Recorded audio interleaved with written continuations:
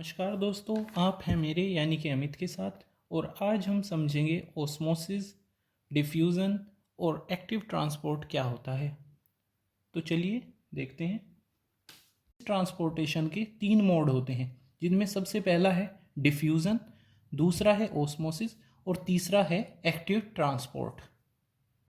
अब इनमें जो डिफ्यूज़न और ओस्मोसिस हैं, इन दो प्रोसेस के लिए कोई भी एनर्जी का यूज़ नहीं होता, यानी कि इनमें कोई भी एनर्जी नहीं लगती और ये अपने आप ही हो जाते हैं। इसीलिए हम इनको कहते हैं पैसिव ट्रांसपोर्ट, जिनमें किसी एनर्जी का यूज़ ना हो। और दूसरा होता है एक्टिव ट्रांसपोर्ट, यानी कि जिसमें एनर्जी का यूज़ हो। तो ये कैसा हो गया? एक्टिव वे। जिसमें एनर्जी का यूज़ ना हो वो पैसिव, और जिसमें एनर्जी का यूज़ हो ट्रांसपोर्टेशन के लिए उसको हम कहेंगे एक्टिव। तो डिफ्यूज़न और ओस्मोसिस ये पैसिव प्रोसेस हैं और एक्टिव ट्रांसपोर्ट एक एक्टिव प्रोसेस है। तो आइए अब समझते हैं डिफ्यूज़न को। तो डिफ्यूज़न ये गैसेस और लिक्विड्स में होता है, गैसेस और लिक्विड्स में होता है।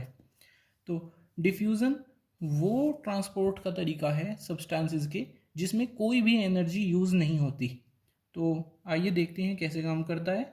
मान लीजिए ये दो बीकर हैं और एक बीकर में ये सब्सटेंस है और इस बीकर में यही सब्सटेंस थोड़ी कम मात्रा में है। तो डिफ्यूज़न में क्या होता है कि जो सब्सटेंस होते हैं वो हाई कंसंट्रेशन से लो कंसंट्रेशन की तरफ चले जाते हैं, हाई से लो की तरफ। यानी कि जिस जगह सब्सटेंस की अधिकता होगी, सब्सटेंस उस जगह से चलकर उस जगह आ जाएगा जहाँ पर उसकी कंसंट्रेशन लो होगी, और ये प्रोसेस बिना किसी एनर्जी के यूटिलाइजेशन के होगा, और इसी को हम कहेंगे डिफ्यूज़न। और ये सब्सटेंसेस का मूवमेंट तब तक होता रहेगा जब तक दोनों तरफ कंसंट्रेशन सेम नहीं हो जाती। यानी कि इसमें और इसकी कंसंट्रेशन जब तक सेम नहीं हो जाती तब तक जिधर सब्सटेंसेस की कंसंट्रेशन हाई है उधर से लो कंसंट्रेशन की तरफ ये सब्सटेंसेस मूव करते रहेंगे। तो आइए अब हम इसका एक एग्जांपल देख लेते हैं सिंपल डिफ्यूज़न का।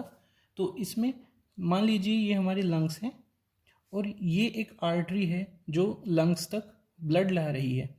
तो क्या होगा, अब जो हमें पता है कि हमारे जो लंग्स हैं उनमें ऑक्सीजन आती है। कहाँ से? जब हम सांस लेते हैं तो हमारे फेफड़ों में ऑक्सीजन आ जाती है।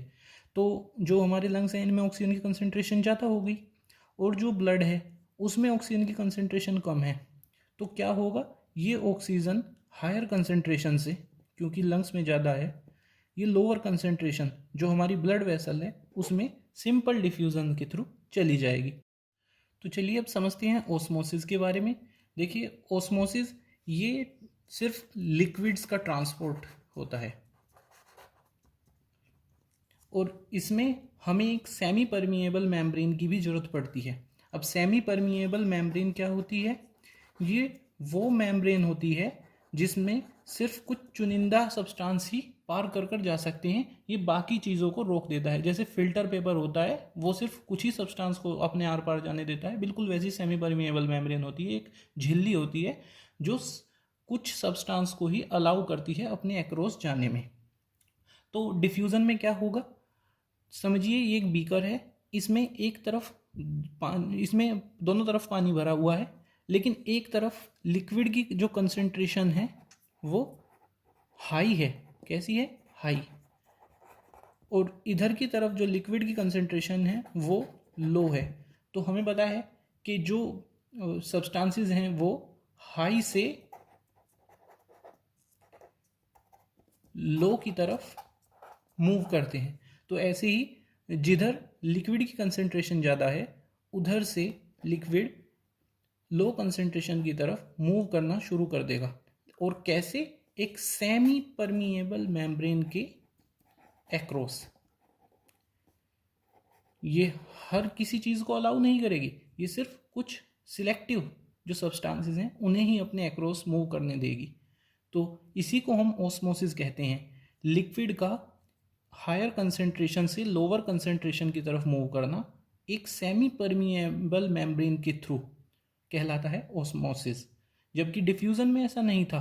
डिफ्यूज़न में वहाँ पर कोई सेमी परमिएबल मेम्ब्रेन नहीं थी और उसमें लिक्विड का और गैसेस का दोनों का जो ट्रांसपोर्ट था वो हो सकता था, लेकिन ऑस्मोसिस में सिर्फ लिक्विड का ट्रांसपोर्ट होगा। और कैसे? एक सेमी परमिएबल मेम्ब्रेन के थ्रू। जो प्रोसेस है ऑस्मोसिस का, इसमें भी कोई एनर्जी का यूज़ नहीं होगा। जैसे डिफ्यूज़न था उसमें कोई एनर्जी का यूज़ नहीं हुआ था, तो इसमें भी कोई एनर्जी का यूज़ नहीं होगा। और इसीलिए ये दोनों प्रोसेस कैसे हैं? पैसिव वेव्स ऑफ ट्रांसपोर्ट, यानी कि इनमें कोई एनर्जी का यूटिलाइजेशन नहीं होगा। तो चलिए इसे एक एग्जांपल से समझ लेते हैं। जैसे कि हमारे ट्रीज़ होते हैं, तो ट्रीज़ की जो रूट है वो सोयल के नीचे जाई रहती है और वहाँ पर पानी की जो वो कंसंट्रेशन है वो हाई होती है, और जो रूट्स हैं उनके अंदर पानी की कंसंट्रेशन लो होती है। तो क्या होता है? तो हाई कंसंट्रेशन से जो वाटर है वो लो कंसंट्रेशन जो रूट्स के अंदर है वहाँ पर चला जाता है, और ऐसे ये प्लांट्स के अंदर पानी पहुँच जाता है। तो ओस्मोसिस कहाँ पर काम करता है? प्लांट्स की रूट्स में। ठीक है, तो आइए एक्टिव ट्रांसपोर्ट को समझते हैं। ये वो ट्रांसपोर्ट का तरीका है जिसमें सब्सटेंसेस लो कंसंट्रेशन से हाई कंसंट्रेशन की तरफ मूव करते हैं। अब तक हमने पढ़ा था ऑस्मोसिस और डिफ्यूज़न में कि जो सब्सटेंसेस थे वो हाई कंसंट्रेशन से लो की तरफ जा रहे थे, लेकिन अब उल्टा हो गया है। इसमें लो कंसंट्रेशन से हाई कंसंट्रेशन की तरफ जा रहे हैं, और इसीलिए इस काम में एनर्जी का यूज़ होता है। किसका यूज़ होता है? एनर्जी का। और यही इसको बना देता है एक्टिव मोड ऑफ ट्रांसपोर्ट। ठीक है, तो एनर्जी के लिए इसमें क्या यूज़ होती हैं? एटीपीज।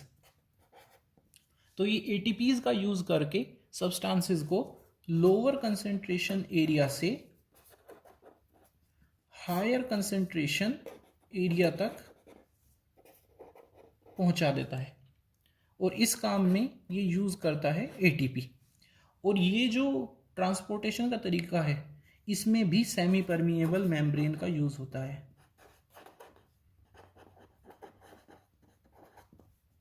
तो क्या होगा? सेमी परमिएबल मेम्ब्रेन के थ्रू ये लोअर कंसंट्रेशन एरिया से सब्सटेंस को हायर कंसंट्रेशन एरिया तक पहुंचा देगा with the use of ATPs. आइए इसको एक एग्जांपल से समझते हैं। इसका सबसे अच्छा एग्जांपल है सोडियम पोटेशियम पंप। जैसे आपके घरों में पानी का पंप होता है, ऐसे ही ये भी एक पंप है जो सेल्स पे मौजूद होता है। तो ये क्या करता है? मान लीजिए सेल्स के अंदर सोडियम है, काफ़ी सारा सोडियम, और बाहर की तरफ इधर पोटेशियम है, और सोडियम के पार्टिकल्स भी हैं। ऐसे ही सेल के अंदर भी पोटेशियम के पार्टिकल्स भी हैं। लेकिन सेल हायर कंसंट्रेशन होने के बावजूद भी, देखिए ये जो सेल के अंदर है, इनसाइड वाला एरिया है, यहाँ पर जो सोडियम की कंसंट्रेशन है वो हाई है, लेकिन फिर भी सेल ये चाहती है कि इसके पास और ज़्यादा सोडियम, यहाँ से सोडियम सेल के पास आ जाए। तो ये क्या करता है? ये इस पंप की मदद लेता है, और ये क्या करता है? ये सोडियम को सेल के अंदर आने में मदद करता है एटीपी के यूज़ की वजह से। ठीक है, ये एटीपीज का यूज़ करेगा और जो सोडियम है उसको और सेल्स के अंदर ले लेगा, जबकि कंसंट्रेशन ऑलरेडी बहुत ज़्यादा है सेल्स के अंदर, लेकिन फिर भी ये कंसंट्रेशन के विरुद्ध काम करके और इस सोडियम को सेल के अंदर ले लेगा। आई होप आपको आज का टॉपिक अच्छे समझ आ गया होगा। अगर आपकी कोई भी क्यूरी तो आप उसे कमेंट में मुझसे पूछ सकते हैं, मैं जल्दी आपको जवाब दूंगा। Thank you.